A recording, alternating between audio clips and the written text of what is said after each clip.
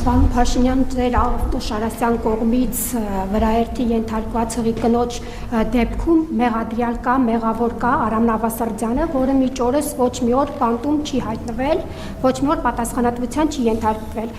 Սուրբ Հանա եկեղեցում ձեր մասնակցությամբ միջադեպի դեպքում տուժող չկա,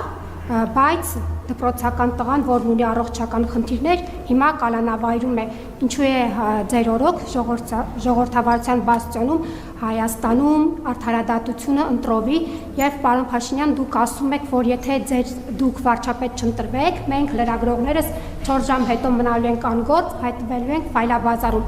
Իսկ մտածել եք, եթե դուք վարչապետ չընտրվեք, դուք ուր եք հայտնվելու, ձեր ընդդիմախոսներն օրինակ ասում են բանտում, նման հեռանկար պատկերացնում եք։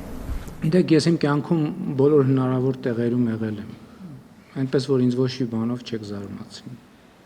Ես գործազուրկել եմ եղել, բանտումել եմ եղել, Հայաստանի Հանրապետությունում չգիտեմ քանի քրեակատարական հիմնարկ կա, որ հիմա ուզենամ հաշվեմ, բայց ես ոնց որ թե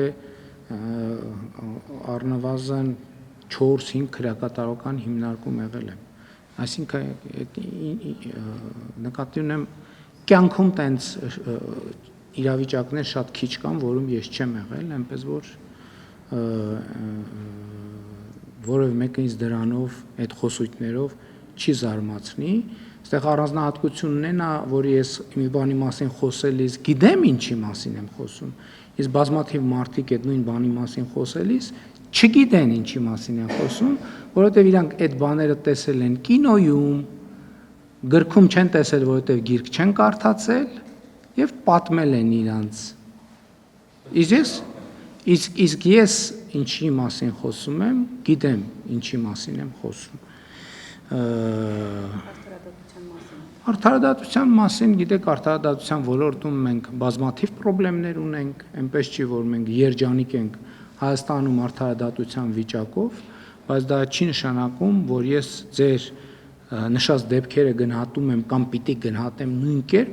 ինչպես դուք եք գնահատում, յուրաքանչյուրը ազատ է անել եւ ունենալ իր գնահատականը,